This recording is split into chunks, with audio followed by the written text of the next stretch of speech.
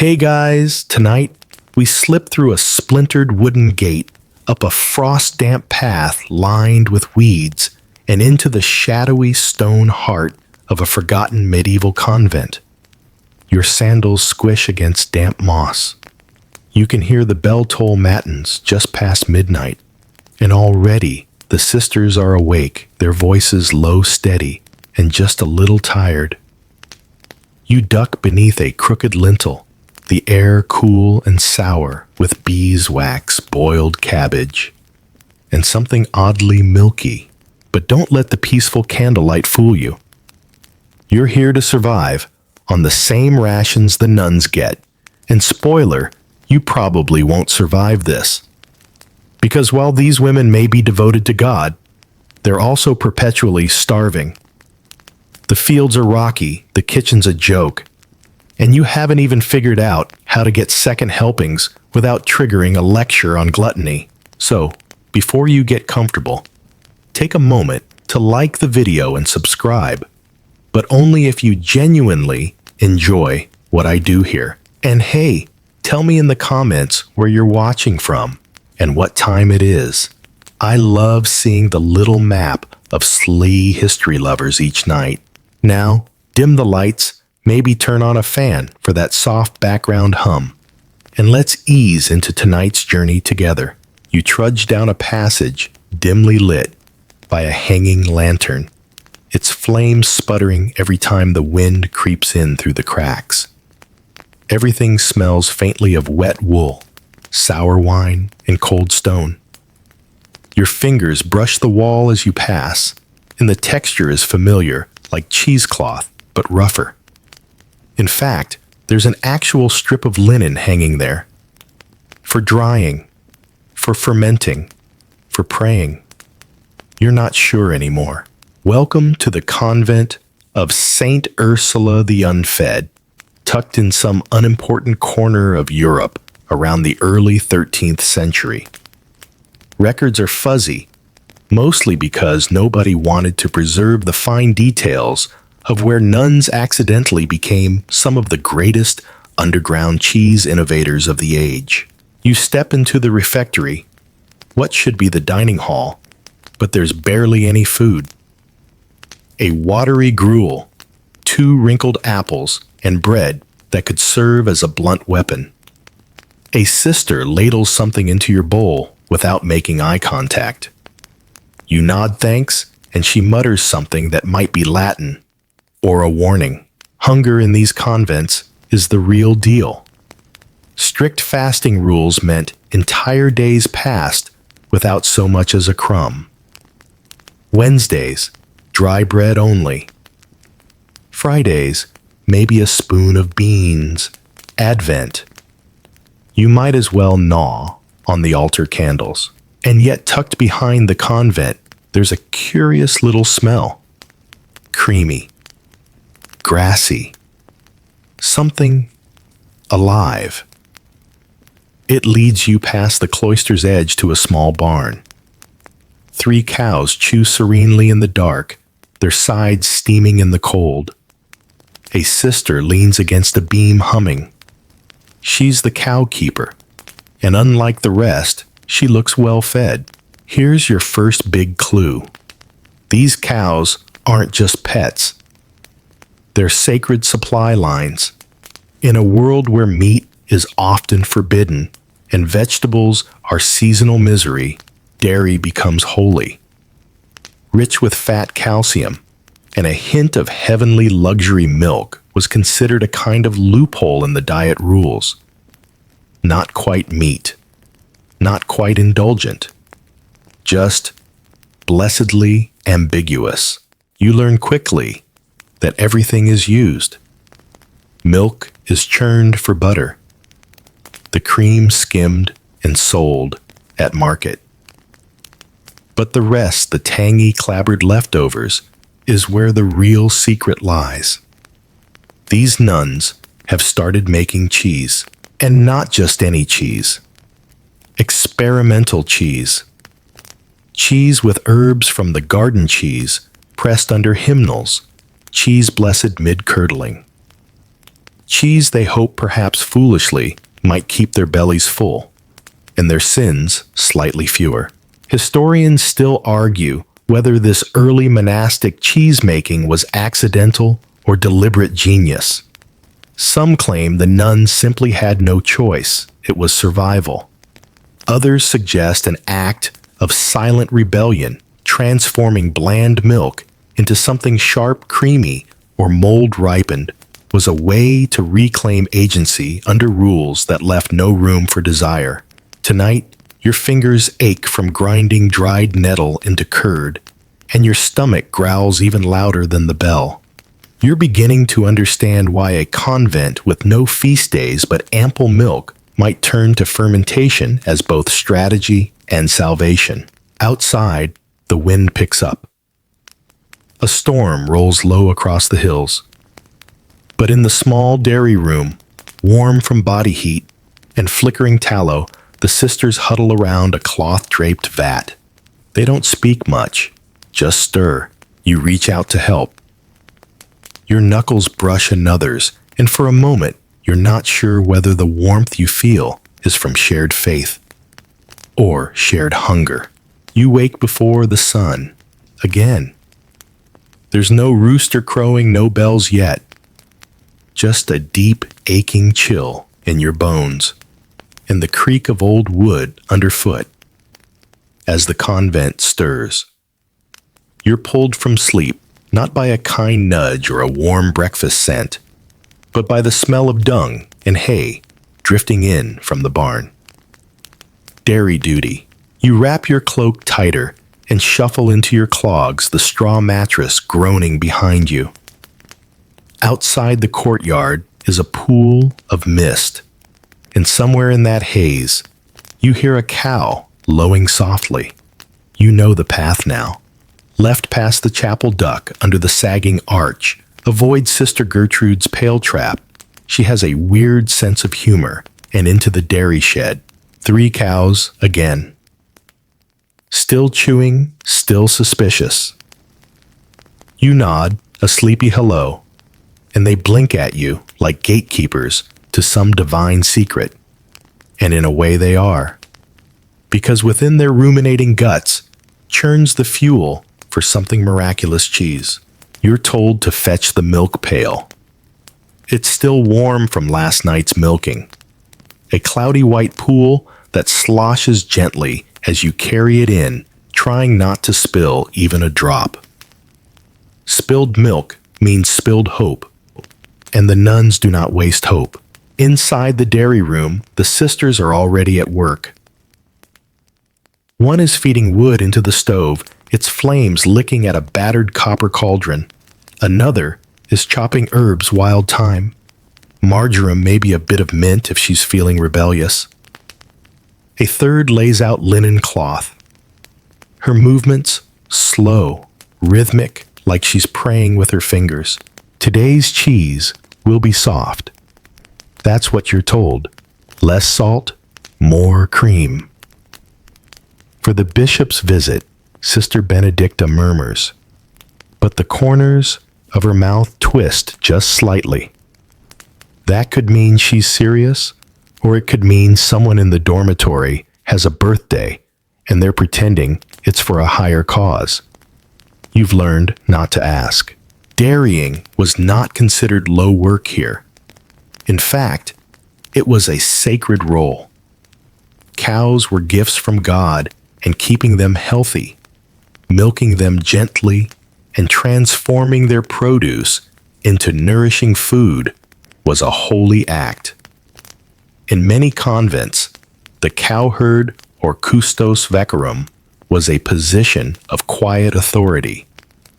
Not quite an abbess, but someone you didn't cross unless you wanted your bread a little moldier tomorrow. You kneel beside one of the cows, bucket in hand. The udder is warm, the air steamy. The rhythm comes slowly. Squeeze, release, squeeze. A splatter of milk hits the side of the pail, and you feel absurdly proud. A nun hums behind you. It's not a hymn, but a folk tune. You don't recognize it, but it feels like it belongs here. And here's a fun little quirk. These cows have names, not saint names, not numbers, real names. Buttercup, Rainy, Hildegard. Apparently, Saint Hildegard herself once wrote a tract on the medicinal value of cheese. Historians still argue whether she actually made any herself, or if that was the nuns of Bingen just trying to get more funding. You carry the full pail back inside your arms, aching. The dairy smells sharper now, milk metal herbs, and the first note of tangy sourness from yesterday's wheels drying on the rack. One wheel has collapsed a little. Another seems to be growing fuzz. That's not ideal. Or maybe it is, Penicillium Sister Adelaide whispers, with a conspiratorial smile. It fights off illness. She pokes it like a scientist, or a witch, possibly both. You learn that cows behind cloister walls are more than just food sources. They're economic powerhouses. Some convents rent them out, sell their calves, or tithe their milk. And while monks were the ones who got the glory for brewing beer, it was often the nuns who controlled the cheese economy, but they couldn't brag about it. Public humility, private ingenuity. That's the motto here, even if it's unspoken. So instead of declaring their cheese the best in the land, they write psalms while they churn and claim the flavor comes from divine favor. There's a rumor that one abbess in Alsace secretly branded her cheese wheels with tiny crucifixes to ward off spoilage. Another supposedly used clippings of relics in the curdling cloths. You haven't seen anything like that here. But you also haven't looked too closely at the embroidered covers they use for the aging shelves. And here's where things start to get weird. You notice that Sister Clemencia only stirs the milk clockwise. Always. And if you try otherwise, she gently slaps your hand with a wooden spoon and mutters something in Latin that sounds like a mix between a prayer and a curse. Apparently, counterclockwise stirring leads to demons in the curd. You laugh. She doesn't. Still, you fall into the rhythm. The smells become comforting. The cold becomes less biting. The cows grow familiar, and the hunger. It doesn't exactly go away, but it softens like the rind of a well-aged brie. At evening vespers, as the bell tolls and the sun finally touches the stones in gold, you sit in the back pew with your apron still smelling of cream. The sisters chant their voices, low and even. You close your eyes, and just before sleep claims you, you wonder not for the first time how something so ordinary as a cow's milk became a pathway to peace prayer and maybe, just maybe, survival. You don't remember falling asleep, but you definitely remember waking up, because it's not the bell this time, nor the cold, but the unmistakable splosh of your bare foot stepping in something warm and wet.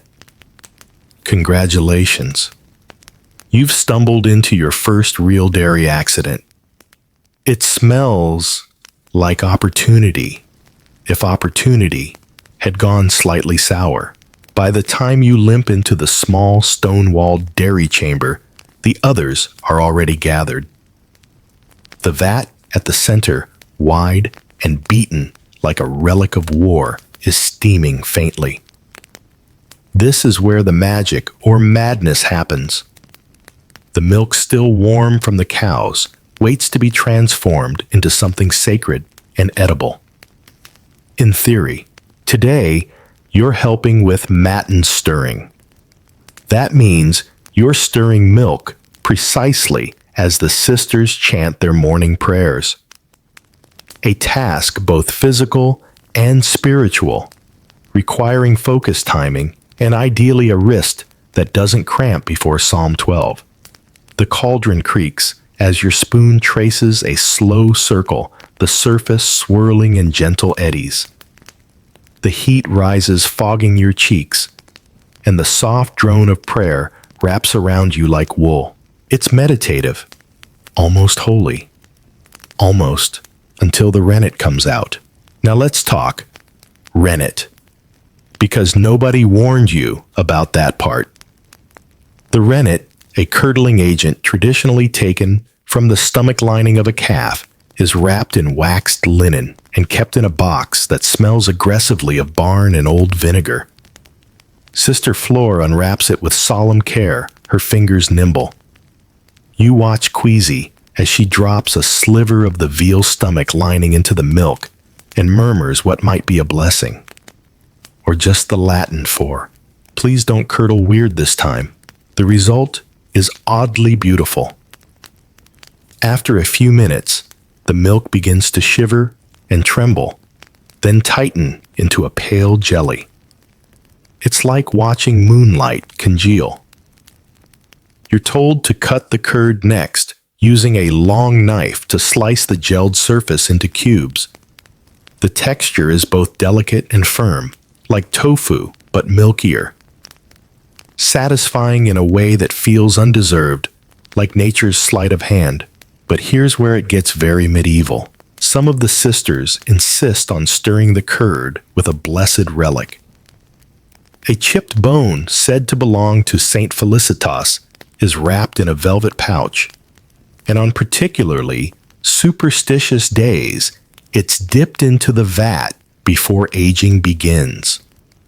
Historians still argue whether these relic rituals had any real microbial effect, or if it was just a very elaborate placebo wrapped in theology. You don't ask. You just watch as the relic is dunked like a tea bag into the curds and quietly thank the saints that nobody's making you kiss it afterward. As the curds are scooped into linen-lined molds, woven baskets, or little wooden boxes depending on the style, you begin to understand just how tactile this world is. Everything here is based on feel. No thermometers, no precise measurements. Just generations of instinct passed down like whispered prayers. The nuns press the curds gently, wrapping them in clean cloth, layering stones on top to squeeze out the whey. You're tasked with collecting that whey and pouring it out behind the garden where it feeds the pigs or the weeds, depending on who you ask. It's warm, slightly sweet, and smells faintly of cream and hay. If you were desperate, you could drink it. You are desperate. You try a sip. Mistake. It tastes like sour milk and regret. You go back inside, and now comes the aging. The cheeses are carried down to the cellar. Each wheel marked with a simple sign of the cross, or in the case of Sister Imelda's experimental wheels, a tiny fish scratched into the rind. She claims it's a symbol of Christ. You suspect it's because her last batch smelled like low tide.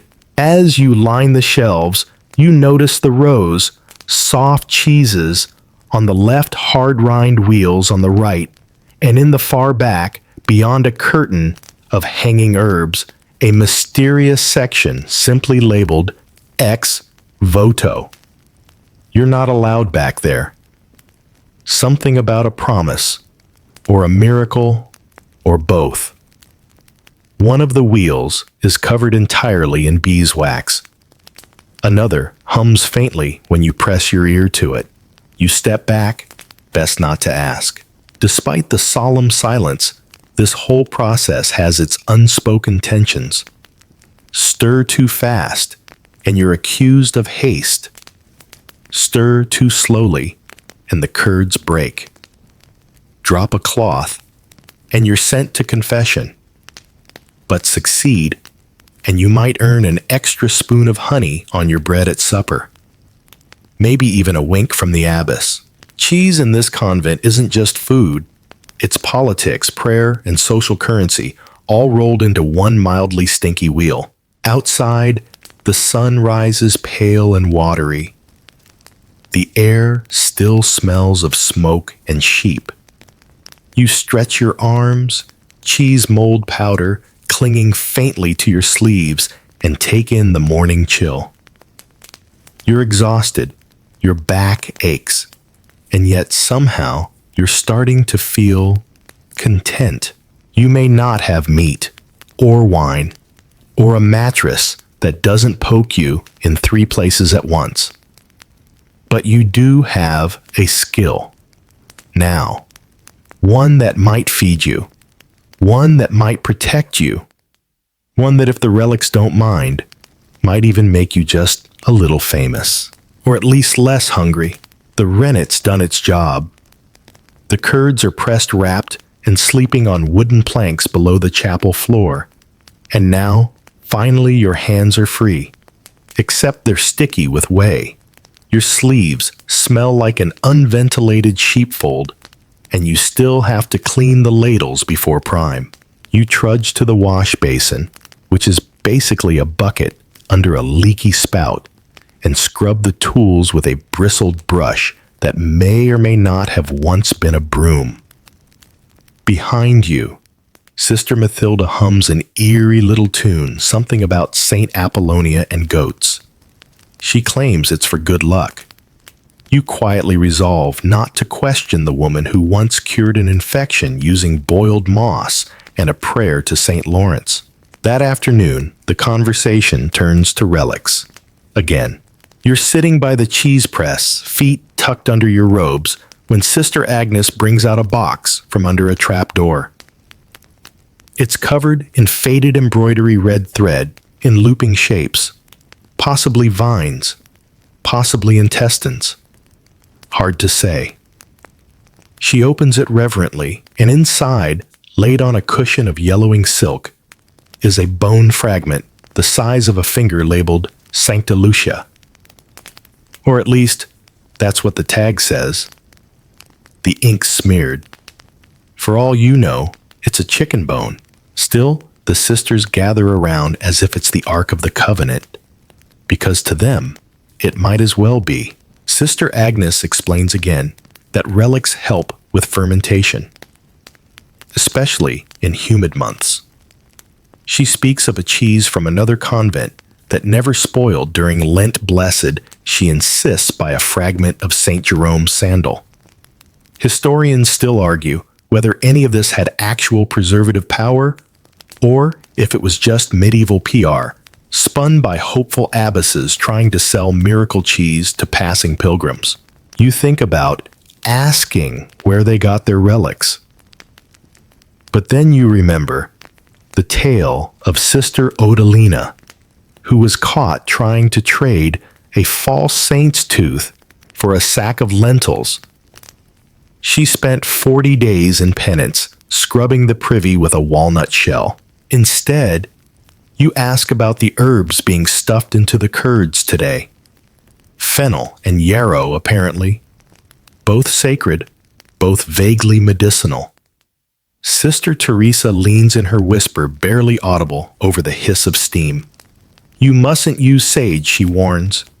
It draws too much from the spirit. You blink, unsure if that's culinary advice or ghost etiquette. This is where the cheese gets strange. You help Sister Imelda prepare a new batch.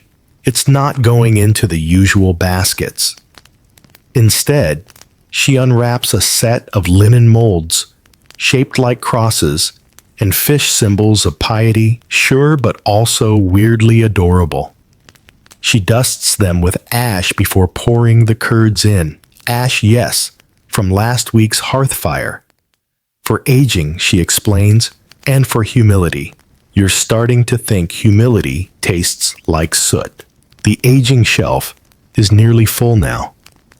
The nuns rotate the wheels every few days, flipping them carefully, whispering small prayers as they go. Some of the wheels are wrapped in herbs, others in reeds. One is coated in thick beeswax, smooth and glossy. It looks like a candle stub, the size of a dinner plate. Supposedly, that one's for the winter feast, though no one's touched it in over a year. You suspect it might be more decorative than edible now. And here's a detail that would puzzle any outsider. The nuns keep taste journals. Hidden between psalters and psalms, tiny notations in the margins earthy with bitter notes. May improve with humility. Or strangely sweet, possibly divine intervention. Or Sister Ida's beetroot again. Sometimes you're asked to taste. Just a pinch, just enough. Your opinions are recorded but never discussed. Cheese here is a matter of quiet reflection. Praise too loudly and you risk vanity. Criticize too openly and you invite envy. So the nuns have developed a code: 2 nods, good texture, 1 blink, too salty, a full sigh with eyes closed, perfect balance, a sneeze, disaster. Today, there's an unexpected gift, a wedge of semi-aged wheal from the early spring batch. It's pale gold, a little crumbly, flecked with tiny green herbs. You bite in, and for a moment, the chill of the convent fades. It tastes like warmth, like grass, like salt, pulled from distant shores. You chew slowly, savoring every note. The others watch silently proud, and now comes the relic again, but not any relic. A new one. A sliver of pottery from a crusader's flask sent from a cousin convent in Aragon. It's rumored to have once held water blessed by St. Catherine herself, or wine depending on which sister you ask. Either way, Sister Agate insists it will improve the rind. She sets it gently atop the softest wheel, wraps it in nettle cloth, and bows her head. You don't know what to say, so you just mirror her half prayer, half peek. Somewhere in the silence, it almost feels like the cheese is listening too, at complain. As the candles burn low, and the chapel hums with tired voices, you glance at your hands. They smell of milk salt, and something old, something alive. You press your fingers together and feel the grain of linen between them. Tomorrow, you'll stir again, cut again, age again. But tonight, your stomach is not empty, and your heart is oddly full. Who knew survival could taste so strange and so sacred? You've barely swallowed your last spoon of bean mash before you're summoned. Again. No rest for the dairy blessed. Sister Hedwig calls you with one finger, a conspiratorial twinkle in her eye, and a sack over her shoulder that looks suspiciously heavy for someone just heading to Vespers. She gestures for you to follow, and not through the cloister gates. No, this time you're headed toward the side corridor, the one with the loose stones and the weird draft. You're about to become part of the convent's most quietly dangerous operation, the salt run. Now you might think salt is no big deal, just something you forget on fries. But in the medieval cheese world, salt is everything. It preserves it, seasons it, repels rot. It blesses a wheel with longevity and taste. And inside these cloister walls, it's rationed like gold.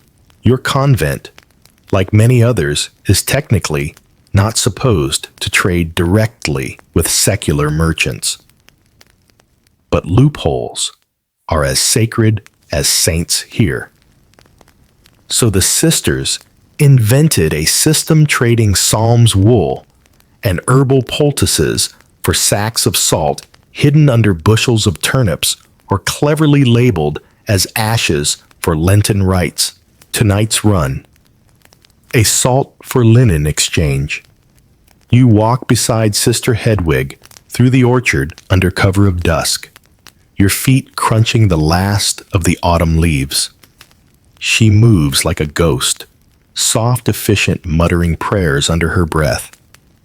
You, on the other hand, stumble twice, kick a barrel, and nearly alert the rooster. The merchant is waiting just beyond the wall. A squat man with a toothless grin and a cart that smells like fermented garlic and travel. He bows to Sister Hedwig and says nothing. She passes him a bundle of embroidery and herbal paste.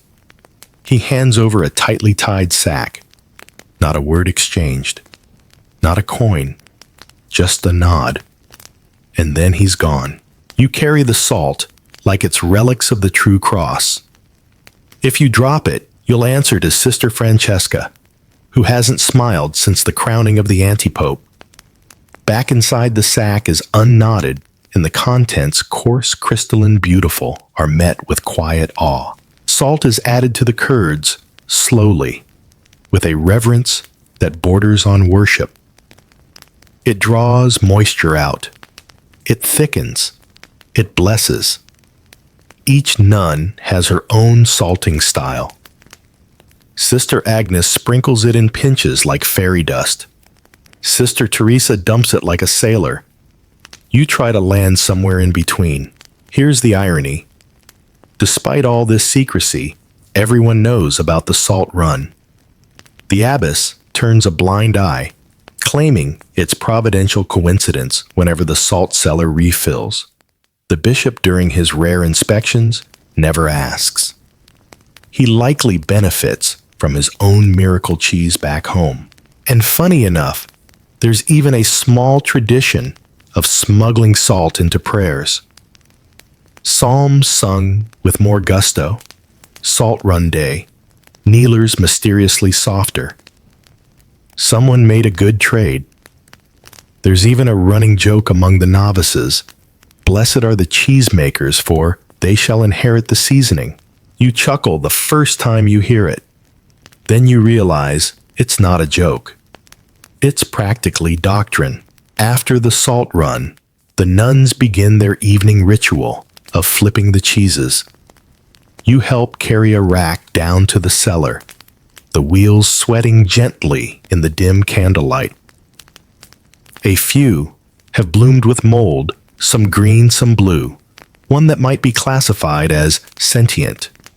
You gently scrape the rind with a curved blade, careful not to cut too deep. Sister Imelda notices your hesitation and pats your shoulder. The mold teaches patience, she says, as if it's obvious. And it does.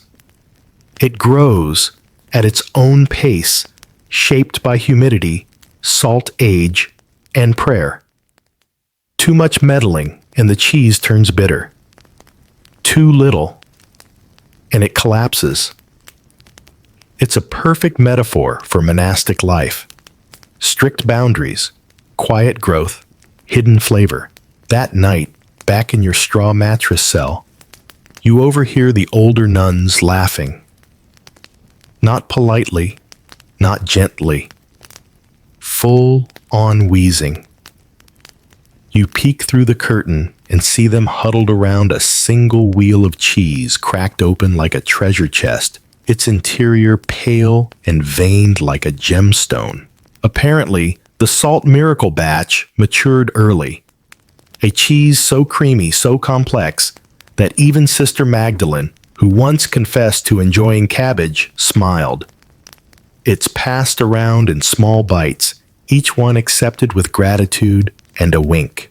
You're handed a piece, just a sliver. It tastes like butter wrapped in a thunderstorm. It makes your teeth ache and your chest warm. It's perfect. And the best part, no one outside the convent will ever know. There's no market, no fame. Just silent salt and a shared nod of satisfaction. As you drift off, stomach full and fingers still tingling from salt work, you wonder if any of the great cheesemongers of the world, those loud, brash merchants in town squares, ever learned from nuns. Historians still argue whether monastic cheese traditions shape the regional recipes that came later. Some say yes. Others dismiss the idea, claiming the convents were too isolated. But you know better. You've seen the salt sacks under the altar. You've watched the mold form patterns like stained glass. You've tasted the prayer, and tomorrow you'll do it all again. You dream of cheese wheels rolling through the cloister, chanting psalms as they go. When you wake, it's almost believable. But no, what you're hearing is real chanting, real footsteps, and a small burst of panicked clanging from the dairy. Something's happened. You stumble down the corridor, still half asleep, robes misaligned, heart already sinking. In the cheese chamber, the sisters are gathered in a silent ring, heads bowed. In the center, a tray of cheese wheels gone tragically wrong. One is weeping, literally oozing brine from cracks in its rind. Another smells like burned garlic and regret. And the soft wheel in the corner, it's collapsed like an overbaked custard. Sister Domitilla speaks first, her tone mournful. The bishop arrives in 5 days. A few groans ripple through the group. You can feel it too, that dread, because this was supposed to be the cheese batch that won them favor. That impressed him. That bought a few new tools, maybe even some fresh wool blankets before winter. And now it's ruined. Or is it? Sister Amicia steps forward, her chin lifted. It's time, she says, to begin the trials. You blink. Cheese trials. Yes, cheese trials. Turns out, every few years, usually when something catastrophic happens in the cellar, the sisters initiate a strange half-secret ritual designed to reinvent the recipe. They bring out the book, not the Bible, not the Rule of St. Benedict, the other book.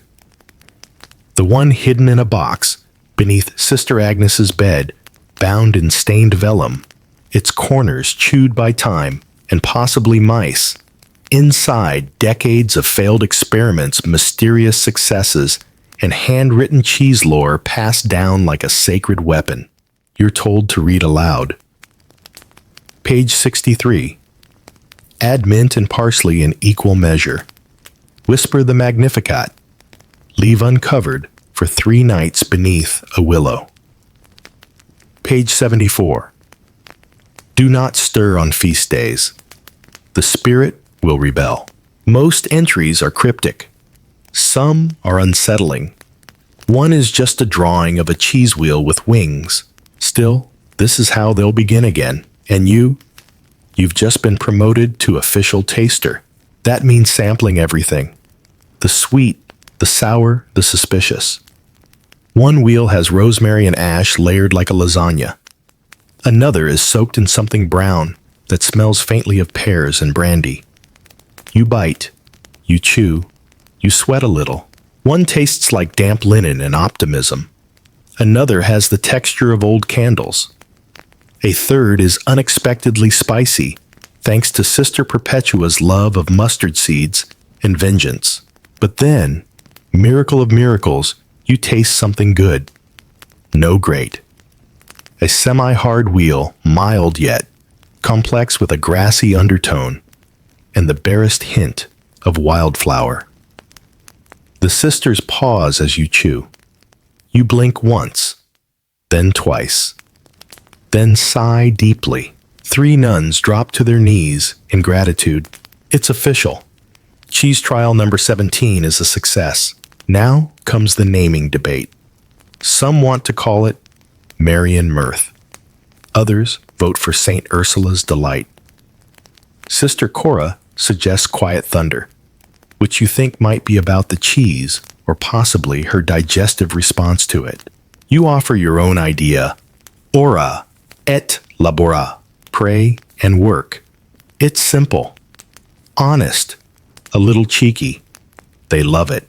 The wheel is marked with a singed cross, wrapped in beeswax, stored with reverence, and yet not everyone is pleased. Sister Ermelinda, known for her conservative taste and distrust of anything not mentioned in Leviticus, is convinced the cheese contains too much joy. She corners you in the cloister garden that evening, waving a wedge like a dagger. We are not here to celebrate the milk, she hisses. We are here to endure it.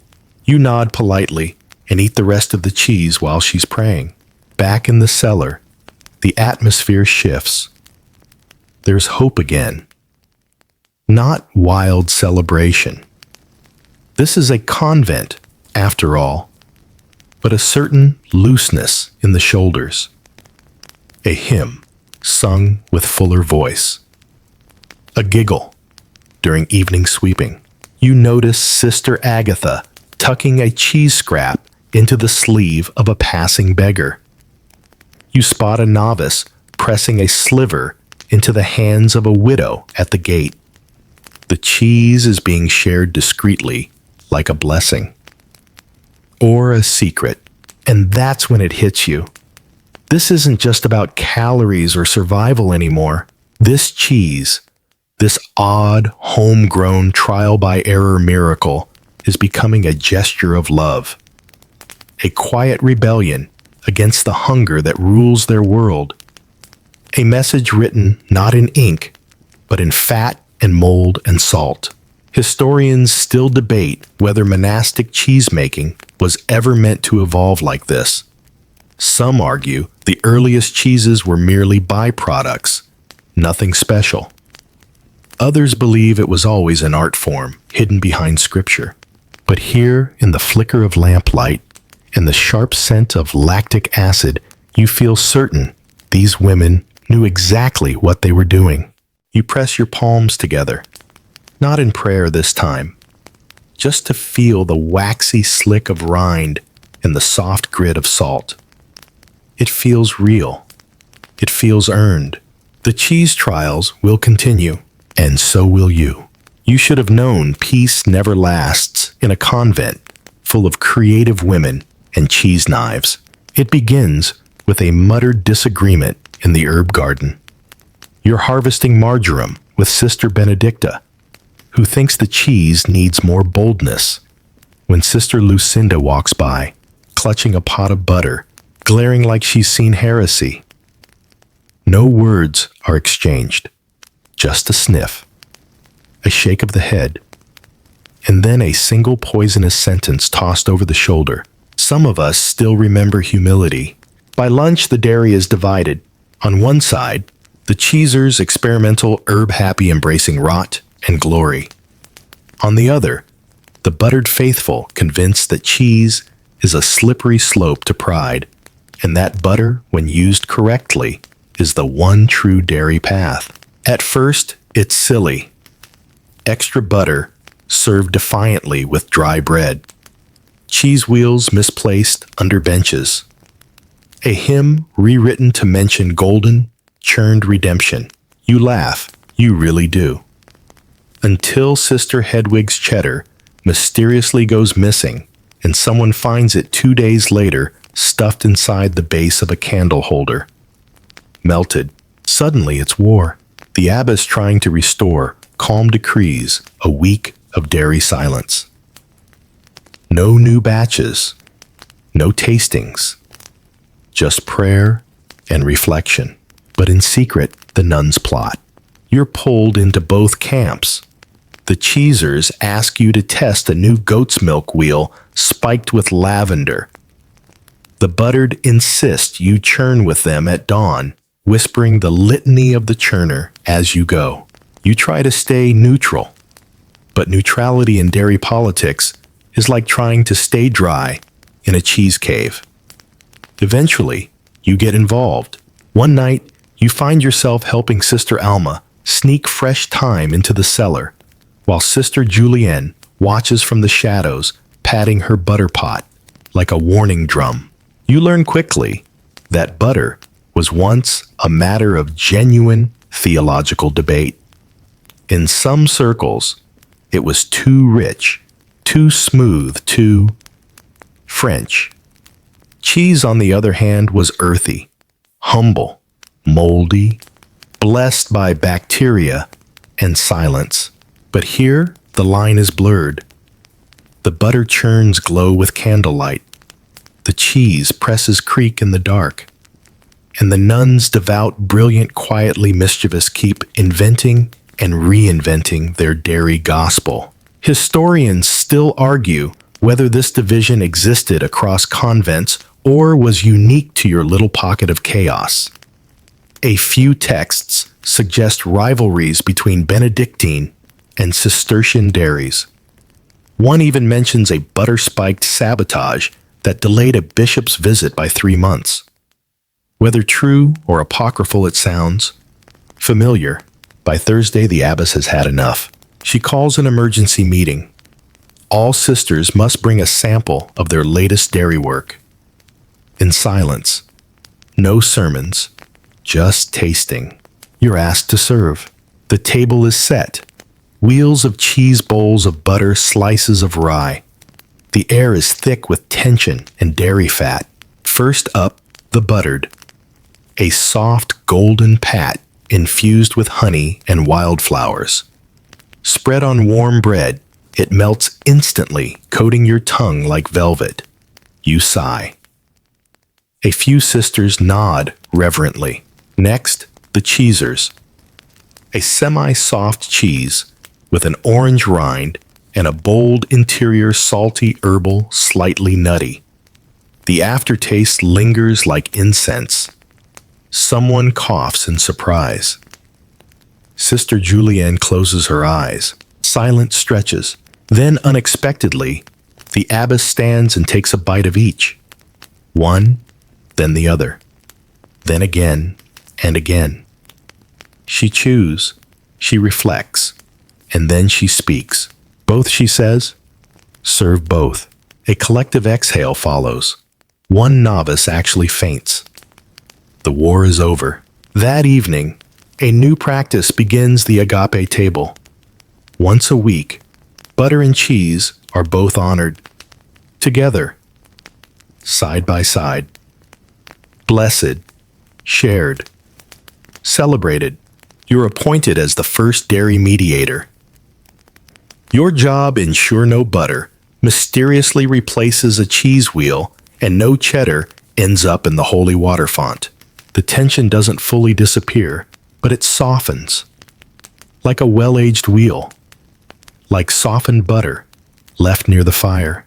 You begin to understand something strange and beautiful. In this place, conflict is just another form of creation. One batch fails, another succeeds. One nun prays with butter, another with mold. Both find grace at Compline.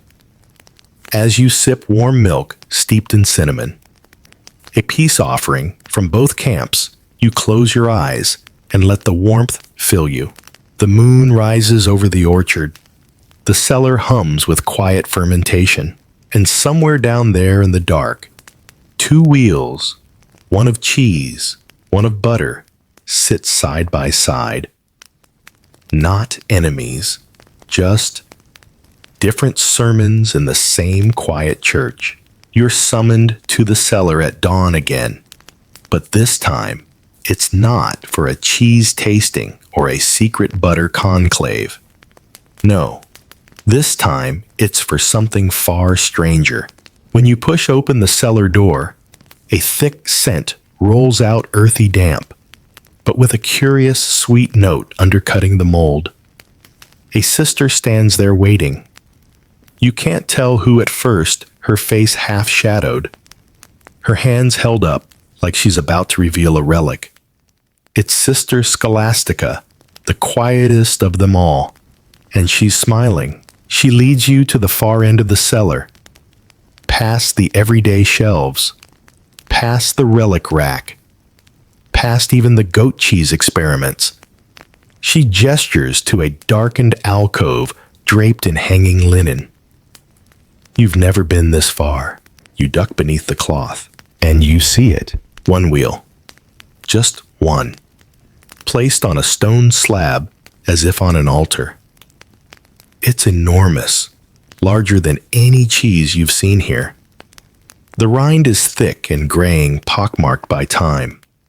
And yet the scent is intoxicating. Sweet hay-spiced apple, a whisper of smoke, and something floral. This, she tells you, in a hushed tone, is Cantus rotundicis, the round song.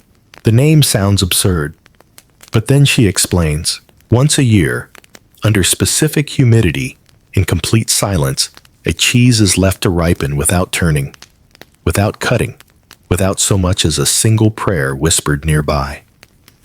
It's not made for eating. It's not made for trade. It's made for listening. Listening, yes.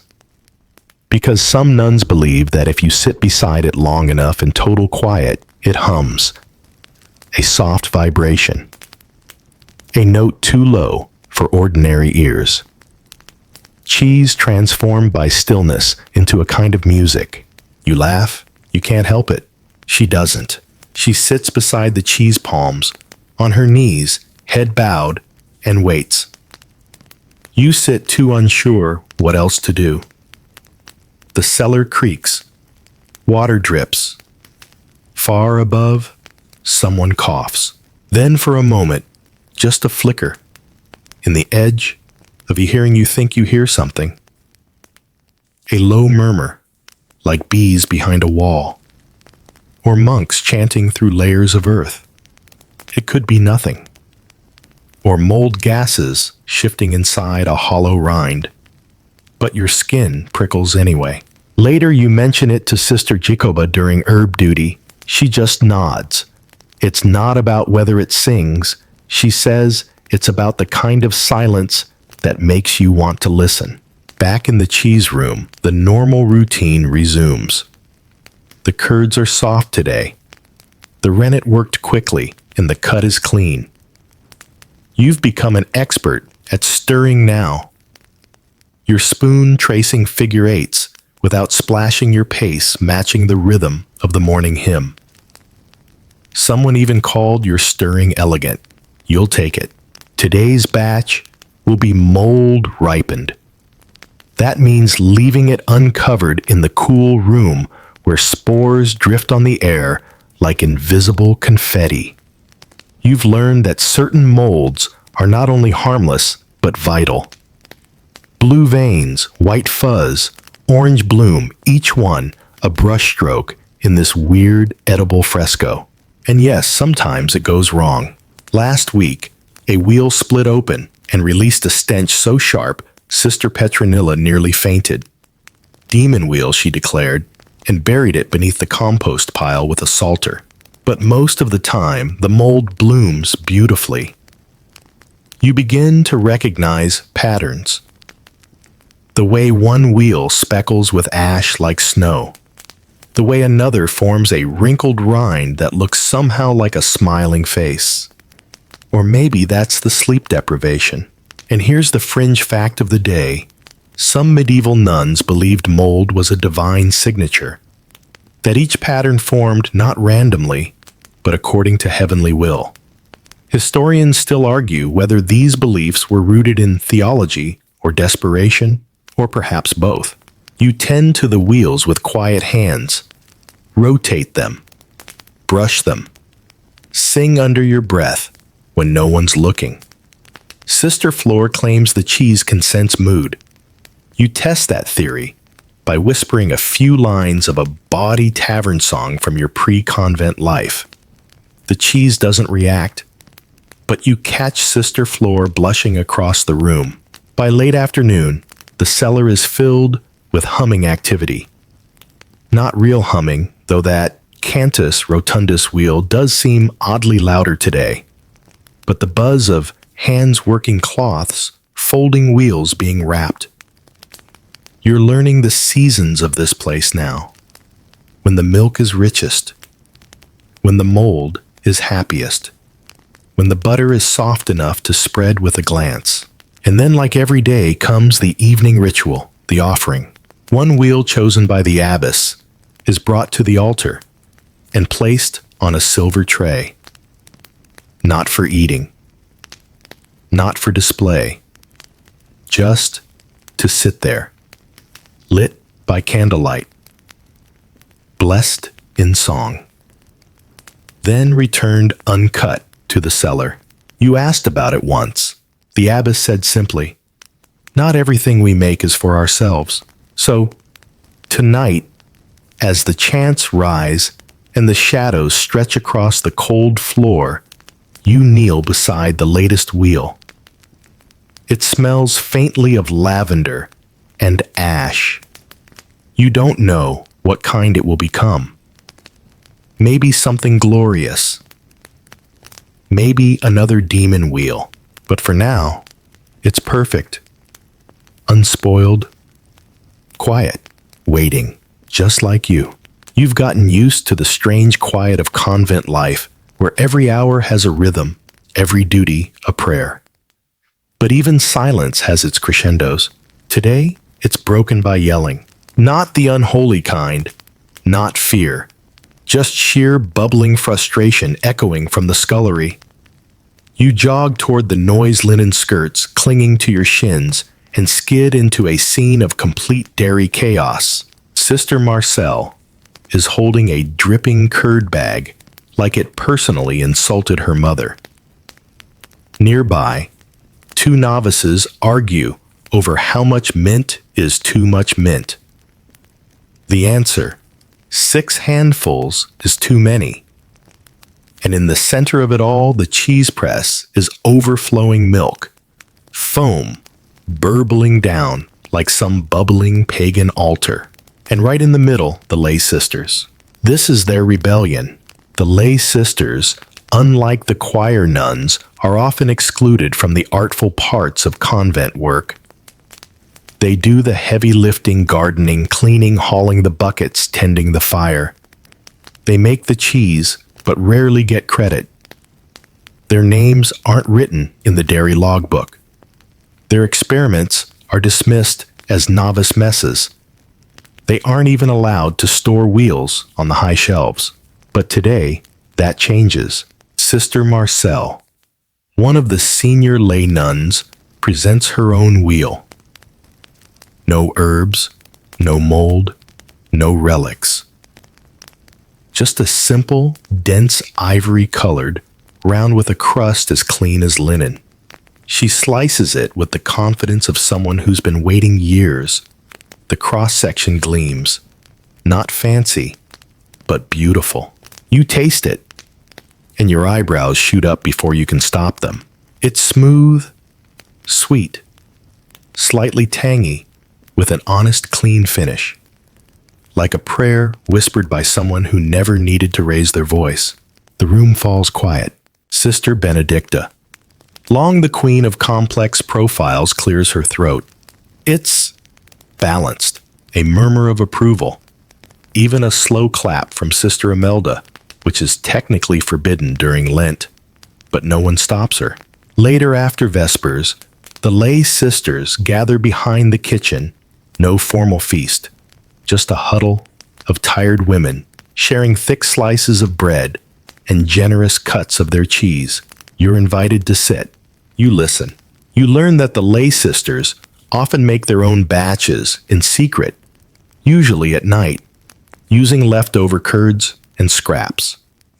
They've created entire categories of cheese you've never seen one pressed between rosewood planks, one wrapped in barley leaves, another that's washed in tears. You assume that's a metaphor. You hope. And here's a curious tidbit. One lay nun swears she once entered a trance while pressing curds and saw a vision of St. Clair dancing on a wheel of cheddar. Historians would probably call it hallucination, brought on by malnutrition and mold exposure. But you believe her. The abbess, to her credit, doesn't suppress this growing recognition. She simply absorbs it. Invites the lay sisters to submit samples for the next public tasting. Adds their initials small but legible to the dairy logs. A change as subtle as it is seismic. Still tension lingers.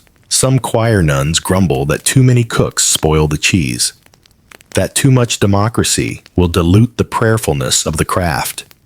Sister Jacinthe mutters that next thing you know, the goats will be making wheels too. You catch Sister Marcel staring at a moldy batch on the back shelf one morning. They think we want power, she says. We just want our work to last. That night in the cheese cave, you place her wheel beside the others. Same cloth, same shelf, same air. And it hits you how strange it is that something so perishable can carry permanence. These wheels, if properly aged, might last a season, maybe a year. But the memory, the hands that made them, that lingers far longer. You begin keeping your own notes now, not just flavors or failures, but the names behind each wheel. You sketch little patterns beside each one, mint leaves for Sister Agnes, clovers for the lay novices, a star beside that one cheese. You're still convinced gave you visions of flying sheep. And in a small act of quiet rebellion, you set a plate in the chapel, with a slice from each faction. Choir lay even a failed batch that collapsed like wet bread. You light a candle beside it and say nothing. No one comments. But the next morning, the plate is empty.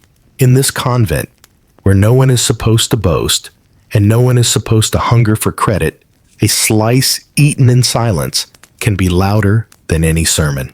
Historians still argue whether lay sisters contributed to culinary innovation or merely followed instructions from their superiors. The convent records rarely list them by name. But the cheeses, they tell a different story. One of calloused hands, of night work, of wheels born from scraps and stubbornness. And you'll remember, you'll taste, you'll turn each wheel with care. Because now, you know in every rind, in every bloom of blue or soft crumble of curd, there's a history written not just in prayer, but in sweat and sometimes defiance. You're barely wiping last night's curd from your hands when Sister Honorata bursts through the refectory door, gasping something about the Pope. Now most mornings are quiet here, predictable, a little moldy. But today is anything but.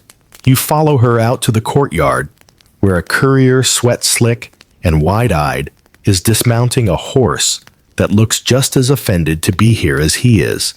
He's carrying a parchment sealed in red wax, and when the abbess cracks it open, every nun leans forward like children at a morality play. The Pope, the actual Pope, is requesting a sample of the convent's cheese. You blink. Sister Magdalene faints. Sister Julienne crosses herself so quickly, she nearly pokes her eye, and you feel your stomach drop, because you know exactly what this means. The next batch has to be perfect. You're immediately pulled into the dairy chamber, now transformed into something between a battlefield and a cathedral. Herbs are sorted with surgical precision. The cauldron is scrubbed twice. Someone polishes the cheese press with beeswax. The air is thick with determination and panic. Sister Alma insists the wheel should represent humility. Simple, firm, and faithful, she says. Sister Agnes argues for innovation, maybe something marbled with nutmeg or washed in rosemary wine. Sister Scholastica murmurs, "Let the rind speak," and everyone just nods like they understand. You're appointed head of texture. No pressure. For the next 48 hours, everything revolves around the papal wheel.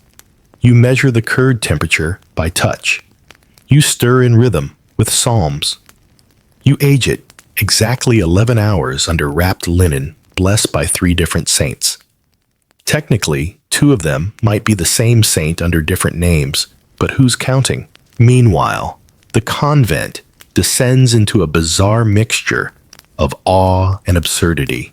Sister Jacinthe starts practicing how to describe the cheese in Latin.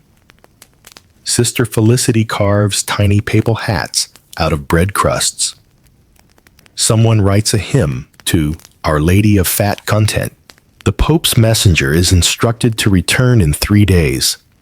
That gives you just enough time to age the wheel to prayerful firmness, wax it with beeswax, scented with cloves, and mark the rind with a tiny carved lily symbol of purity.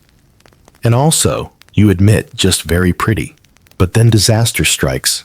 The aging shelf sags. A rogue rat, or possibly an ambitious squirrel, chews through the linen wrap. One side of the wheel craters. You stare at it in horror. It looks like it was dropped from a church tower. Sister Benedicta nearly weeps, but then in a twist that would make any medieval chronicler weep with joy, Sister Marcel steps forward. Yes, Marcel, of the lay sisters, and offers a replacement, her batch from last week. You remember it. Dense, clean, a quiet cheese, not flashy, but honest. You cut into the wheel just a sliver. It's perfect. Mild but resilient. A hint of smoke. A rind that holds just barely like a veil of aged parchment. The abbess tests it. She smiles. The Pope receives that wheel 3 days later, wrapped in linen, sealed with wax, tucked inside a wooden box engraved with the words Ora et Labora. No one hears back, at least not right away. Life goes on. The dairy fills with new batches. The cellar sings. You go back to flipping wheels, wiping mold, whispering your little jokes to the cheeses as you tend them. And then, weeks later, a cart arrives at dusk. A royal-looking cart. Polished, clean, led by a young man in an absurd hat and a frown so deep it might be permanent. He bows and delivers a second letter. You gather with the others around the candlelight. The abbess opens it, reads it, clears her throat. The Holy Father, she says, voice trembling slightly, found our cheese surprisingly reflective of divine order. He would like a crate. The convent erupts. You are carried bodily on a bench. Sister Flor begins crying into her apron. Sister Ermelinde claims she predicted this in a dream involving a 3-legged goat. The lay sisters, they're quiet. But you see it, the tiny smiles, the long exhale. Their wheel made it to Rome. There's no question. Now production must scale up. Which sounds exciting until you realize what that means. Longer days, more cows, stricter logs, less time to whisper nonsense into the curd. But you don't complain. Not really. Because this isn't just cheese anymore. This is diplomacy. This is theology. This is survival. Exported. You're put in charge of quality control. You start organizing wheels by scent profile. You create a new mold journal. You even secretly start naming the best batches after constellations Virgo, Lupus, Aquila. One wheel, a dense sheep's milk round with a green rind and a floral core you call Corvus. It's too strong for most palates, but you love it. Historians still debate how much impact convent cheese had on papal kitchens. Some say it was a novelty. Others argue it was the beginning of a monastic trade network disguised as pious gift-giving. But here in this cool little world of linen and whey, you know the truth. The Pope asked for more, and your fingerprints were on every wheel. The Pope loves your cheese. That should be the happiest sentence you'll ever hear in a convent, but instead, it haunts you, because now everyone wants it. A letter arrives from a duchess in Champagne requesting 5 wheels with a blue heart and rind of ash. A count in Burgundy wants something slightly pungent yet noble. Even the Archbishop of Lyon sends a note modestly asking for a taste of the blessed cream if such a wheel exists. You don't know whether to laugh, cry, or run. The abbess naturally is thrilled. She sees divine opportunity. She appoints a cheese prior, Sister Agnes, whose devotion to dairy has reached the level of sainthood, and declares the convent open for selective, spiritually guided distribution. You become the logistics novice. That means you're now managing wheels, exports, aging racks, packing cloths, and worst of all, requests. Requests come in every form. Formal, parchment folded, prayers. Messages, tucked into baskets of figs. Some are reasonable. Most are not. One wealthy merchant offers to donate a silver crucifix if you can produce a cheese as soft as absolution, but with a rind like penance. Another demands a wheel that tastes of Easter sunrise. Sister Flore starts inventing cheese titles like their miracle plays, The Repentant Brie, Our Lady of the Funky Rind, St. Catherine's Ash-Rolled Consolation. You try to keep up, but the stress begins to show. Wheels collapse from rushed aging. Mold blooms too early. You find yourself dreaming of drowning in a vat of curds, the rennet rising like sea foam. Sister Scholastica pulls you aside one evening in the herb garden. "This was never meant to be business," she says quietly, picking rosemary with slow fingers. Cheese was our prayer. Our hunger answered. Not a thing to impress dukes with fancy mouths. You nod, but there's a cart due at sunrise, and your best wheel just cracked in half. Desperate, you go down to the deep cellar, past even the Cantus Rotundus wheel, and unearth a forgotten batch. One of Marcel's, lay-made, honest, no herbs, just salt and thyme. You cut a wedge, taste. It sings, not loudly, not like a fanfare, but low, like dusk light in stone cloisters, like forgiveness. That's the wheel you send. You don't put your name on the box.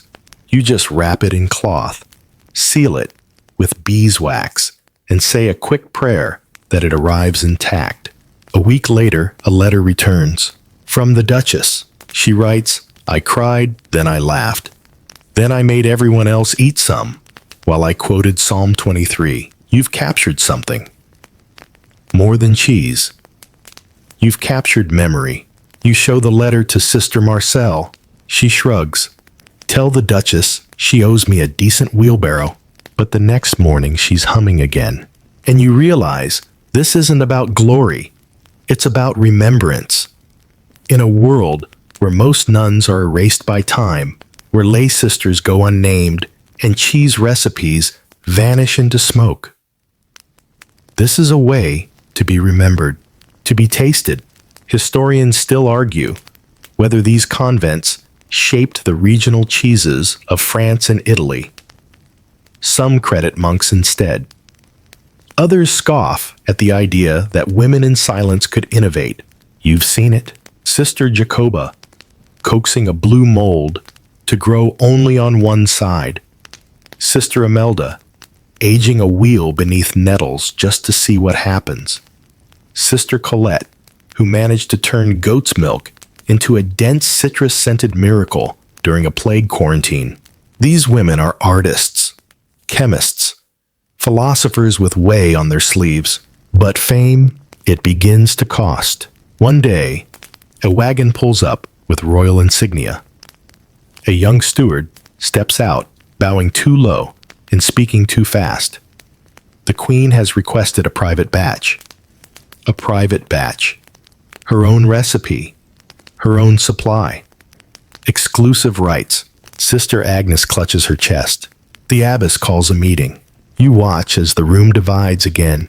not into cheesers and buttered, not choir and lay, but between devotion and duty. The question hovers heavy as a cheddar wheel. Are you still making cheese for the body of Christ? Or are you now making it for the body politic? The room is quiet. The abbess makes her decision. You'll send a batch, but not the best batch. That, she says, remains here. For the poor, for the sisters, for the altar. You breathe again, because that wheel, the best wheel, is yours to tend. You tuck it beneath a linen cloth embroidered with faded violets. You brush it daily. Turn it like a psalm. Whisper to it between duties. It smells faintly of clover, old wood, and rain. No one will ever taste it outside these walls.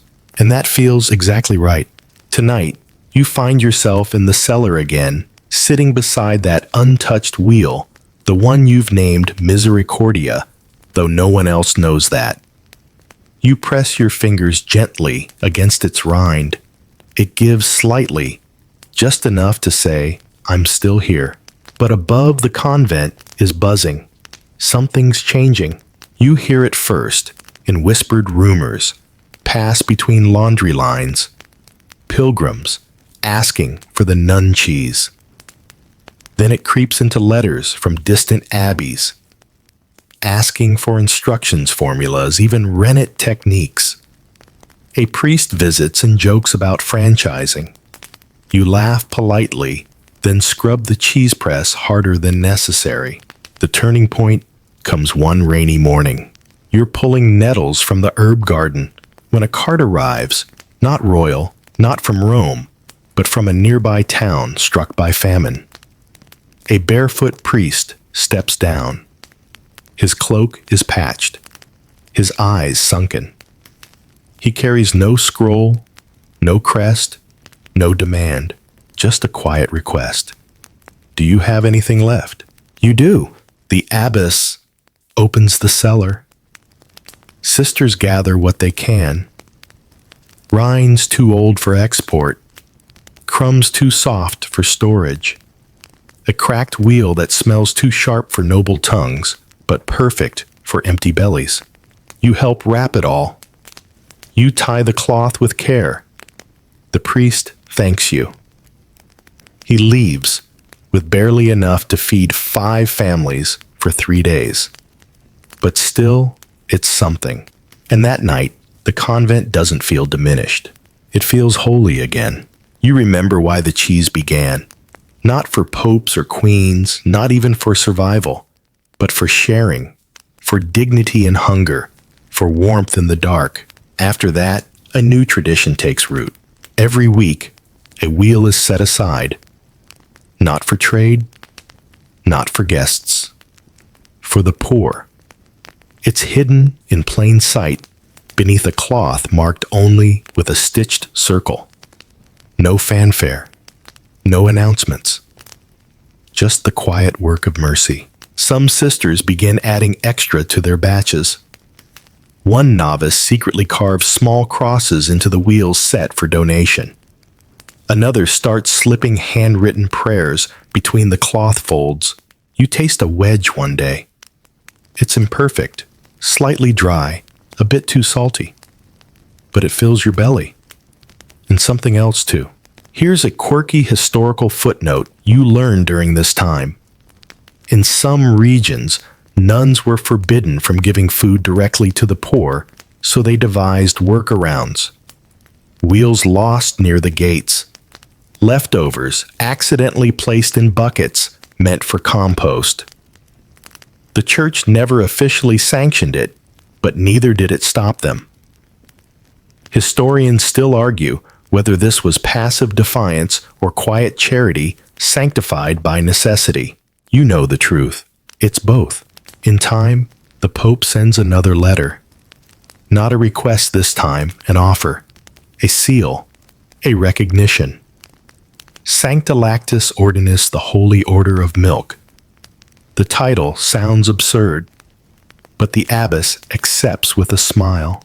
A copy of the decree is hung near the cellar stairs beside a cross and a faded drawing of the Virgin Mary holding what looks suspiciously like a cheese wheel.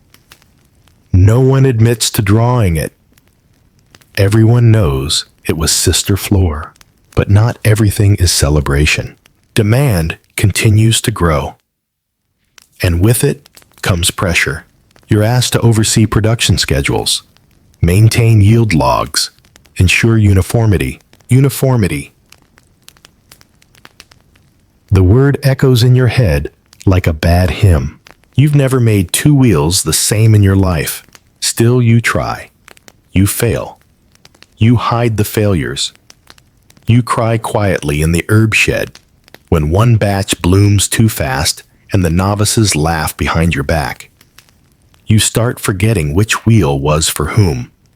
You burn a batch of rennet. Sister Jacoba finds you clutching the cauldron, staring into the steam like it holds answers. She doesn't scold. She just hands you a cracked wooden spoon.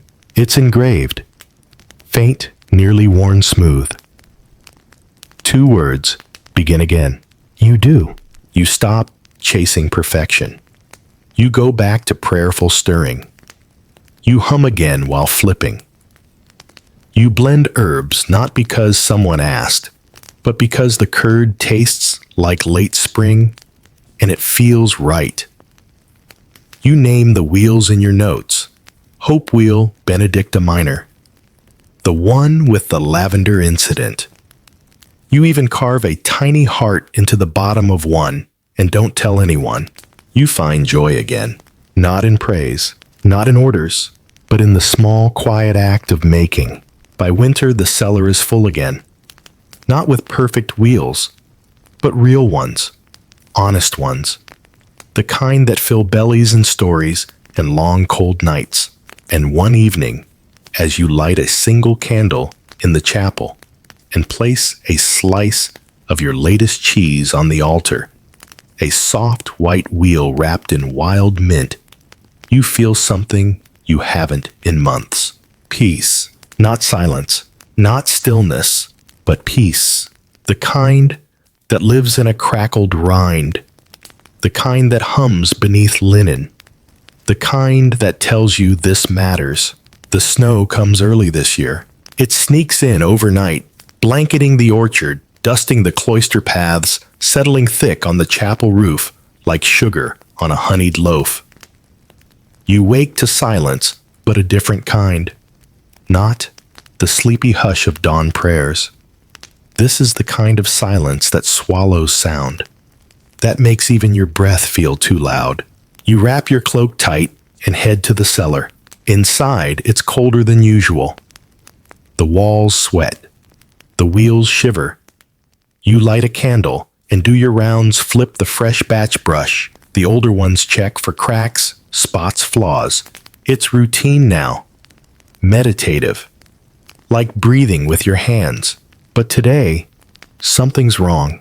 One wheel, the one wrapped in rosemary, aged for the bishop's epiphany visit, has split clean in half. You crouch beside it, stunned. Not just because the rind failed, but because it shouldn't have. The room's humidity is stable. The shelf is level. You'd checked it yesterday. It was fine. You lift the top half. Inside, a hollow. Not rot, not collapse. Just empty space. A wheel that looked perfect on the outside, but formed without a center. You feel it in your chest. Sister Imelda finds you there sitting in the cold, half a wheel in your lap. She doesn't ask what happened. She just rests a hand on your shoulder. Even good milk forgets how to bind, she says softly. You don't speak? Not right away. Because it's not about this cheese. It's about the restlessness that's crept into the convent lately.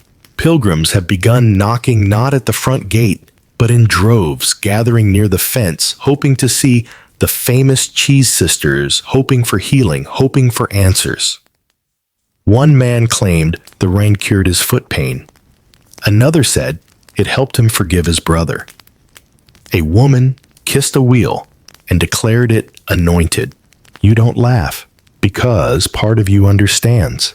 In a world of hunger and frost and silence, even a sliver of comfort feels divine. But it's changing the rhythm. Sisters now pray over wheels not just for spiritual nourishment, but for miracles. Some have started pressing crosses into every wheel, whispering requests into the curds. It's beautiful. It's hopeful. It's unsettling. You overhear Sister Jacinth saying we are no longer making cheese. We are being watched, making holiness. The abbess begins regulating which wheels can be given to pilgrims. She sets aside some for display only. Sanctified specimens, she calls them. You help wrap one. It feels like packing a relic, not food. That's when Sister Marcel speaks up again, quiet as always. But this time in chapter meeting, we didn't begin with miracles, she says. We began with need. A silence follows. You know what she means. The convent wasn't trying to be anything. It was just trying to survive. And somewhere between empty bowls and full cellars, between midnight churnings and papal crates, you all forgot that. So you propose something simple. A day of fasting, but not the usual one. A cheese fast. One day, without making, without flipping, without tasting. Just silence. Prayer. Recentering. The abbess agrees. It's strange waking to no dairy duty. Your hands don't know what to do. You walk the garden. You sit in the chapel. You share stories with Sister Agnes over bread and broth. She tells you how she used to draw cheese wheels in the margins of her prayer book.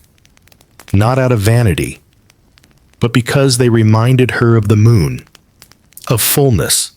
You smile. That night, you gather in the cellar, not to work, but just to be. Candles flicker. No one speaks. You sit beside the shelf, where the failed wheel now rests. Not discarded, not buried, just there. A reminder. And in the quiet, you hear something. Not a hum, not the cantus rotundus, just the faint creak of a shelf. A drop of water. A breath beside you. Peace. Not because things are fixed, but because you remembered why you began. You run your fingers over a rind, still ripening, still uncertain.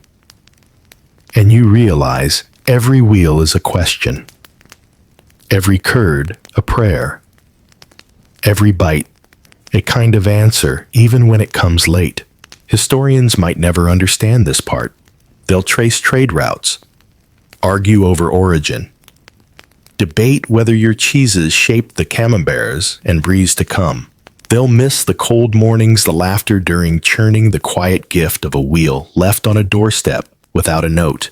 But you'll remember, and that's enough. The seasons shift again, almost without your noticing. One morning, you step outside and realize the frost has vanished from the herb beds. A few stubborn sprouts, sorrel wild chive, something possibly dandelion, but possibly ambitious moss have returned, pushing through cold soil like tiny green miracles. The cows are restless. You can hear them lowing from the barn with that springtime energy, half joy, half indignation. You know what that means: more milk, much more milk. And with it, a new flood of possibility. The novices are giddy. The cheese press has been cleaned twice, the stirring vat scrubbed until they reflect candlelight. Sister Imelda hums again, a tune with no name. It's the song she sings when a new recipe begins to form. You feel it too. A need to create something different. Not because it's demanded, not because the queen wants a mold-sculpted rose on her next wheel, but because the milk wants it. It's rich again, thick with winter's ending. It needs expression. So you begin. This time, the recipe is yours alone. You use sweet herbs, chamomile and mint with a touch of dried pear. You choose a light pressing. Allow the curds to breathe, to settle where they want, instead of forcing them. You sing as you stir, not a hymn, something older, from your childhood maybe. Something about green hills and long walks home. You wrap the wheel in linen stitched with pale blue thread. You don't label it. You don't even log it. You just set it on a back shelf and let it be. And for a while life is gentle. The pilgrims keep coming. But now they take less and ask more. The abbess creates a new role. Sister of hospitality. Someone whose only duty is to listen. The rest of you return to the rhythm of stirring before dawn, of drying cloths near the fire, of whispering prayers into vats of steaming milk. One evening, you return to the back shelf, and the unlabeled wheel is gone. Panic grips your stomach. You search the cellar, the scullery, even the compost pile. Nothing. Until that is you find Sister Flore in the corner of the cloister garden beneath the budding apple tree. She's eating it, bare-handed eyes closed, grinning like she's just tasted heaven. You stare. She opens one eye. "Was this yours?" she asks. You nod. She breaks off another piece, offers it. You eat. It's strange, delicate, soft as a secret. It doesn't sing. It whispers. It tells you something you didn't know you needed to hear. You're still here. And you're still making. Sister Flore wipes her fingers on her apron. "Call it what you like," she says, "but I'll remember it forever." And you realize something vital. The best cheeses, the ones people carry in memory, are never the ones that win favor or coin. They're the ones shared in silence. Under trees. Between friends. Later that week, a delegation from another convent visits. They ask about your methods, your techniques, your trade routes. You show them the cellar, but not everything. You keep the failed wheels, the holy ones, the stories. One of the visiting nuns points to the spot where Cantus Rotundus still sits, gently aging. "What's that one?" she asks. You smile. A long note, you reply. Still playing. That night, during Compline, the choir's voices are softer than usual. You don't join in. You stay in the cellar, lighting one candle, flipping. One wheel, setting out a plate with 3 slices, one from a perfect wheel, one with too much time, and one from Sister Marcel's latest experimental disaster, which somehow tastes like roasted walnuts and lemon. You eat each one slowly.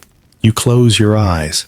You give thanks not for the fame, not for the praise, but for the hands that worked beside you, for the wheels that taught you patience, for the mornings that began with silence and ended with bread. Historians will keep asking, did the nuns of that century truly change the course of European cheese? Let them ask. You'll be here, tending wheels, marking time not by wars or popes or kings, but by rind, by mold, by flavor and memory. Your fingers are slower now, not from age, though your knees certainly creak more than they did that first winter, but from intention. Every motion in the dairy has grown gentle, practiced, like tracing a familiar path through prayer. You still rise before the bells. You still stir, still hum. But now, the work feels less like survival and more like tending something ongoing, something larger than yourself. Sister Agnes retired from cheese pressing last month. She tends the herb beds now, says she prefers the silence of mint to the shouting of curd. You believe her. Her back curves like a parenthesis. but her hands when she blesses a wheel before aging still radiate warmth. Reverence. The newer novices know your name, not because of a title, just because the cellar is yours now. They call it your library of the living, and it fits.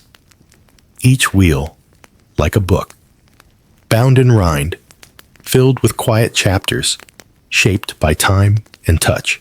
One afternoon, Sister Marcel shows you something she's kept for years, a linen scrap barely holding together, with a ring of salt embedded in the weave. She presses it into your hands. From our first shared batch, she says, "You remember." The silence of that evening. The uncertain prayer whispered into warm curd. The wheel that broke apart the next morning and yet somehow changed everything. Outside, spring begins again. The cows calve. The milk thickens. The cellar hums with new life. You write fewer notes now. You let the cheese tell its own stories. The relic shelf remains. So does Cantus Rotundus. You still sit beside it sometimes, just to listen. And every now and then, when the mold blooms just right, when the temperature shifts, when your breathing slows, you swear you hear it. Not a note, not a sound exactly, but a presence, like the wheel remembers everything. One morning, a wheel arrives from another convent, wrapped carefully, labeled with unfamiliar handwriting. A gift. Inside is a soft white cheese dusted with dried hyssop and mint. You taste it with the sisters. It's perfect. You write back, "Thank you. We remember you." And you send 3 wheels in return, none marked. One is aged to perfection, one still ripening, one just beginning, because that's the cycle now. The cellar no longer ends at your stone walls. It echoes outward across hills, across abbeys, across hands you've never touched. You keep one thing the same. Every week, still a single wheel is left near the gates, wrapped in humble linen. Small stitch, blue thread in one corner. No note. Sometimes it's taken by a beggar. Sometimes by a midwife. Once by a baker who returned the cloth with a single word stitched inside mercy. And so it goes. The cheese remains simple and sacred and stubbornly human. The abbess has grown old now. She rests more. But when she walks through the cellar, she smiles. She touches each wheel, like greeting an old friend. You find her there one evening, sitting beside your very first successful batch. You hadn't realized she'd kept it aged, cracked, but whole. She looks up. "I still think it tastes like hope," she says. You sit beside her. You taste it. She's right. You both laugh, the kind of laugh that belongs only to people who have fermented something through the worst of winters. Historians may never taste these wheels.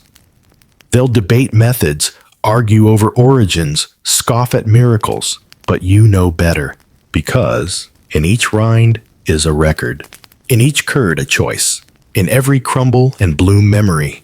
And this right here has always been the true history, not the wars, not the kings, but the nuns, the milk, and the quiet work of love left to age in the dark.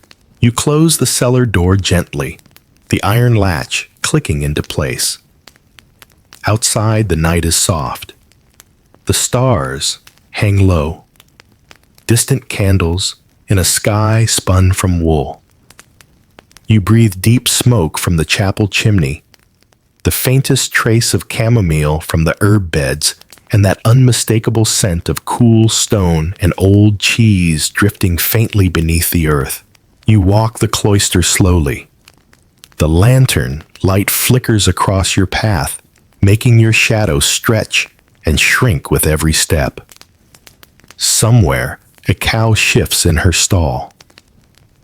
A novice hums in her sleep, and you, You just walk. No hurry. No duty left tonight. Only the weight of the day, slipping from your shoulders like a shed robe. You reach your cell and sit quietly on the edge of the cot. The straw rustles beneath you. You run your fingers along your sleeve, still dusted faintly with salt and rind. A reminder of the labor, of the care, of the quiet. You lie back. The stone wall cools your spine. You close your eyes, and maybe, just maybe, as sleep begins to fold over you, like woolen cloth, you hear it. That soft, low hum from the cellar beneath your feet. The wheels breathing. 1,000 silent voices, aged and aging, singing not in words, but in presence. And you nestled among them, still part of the story.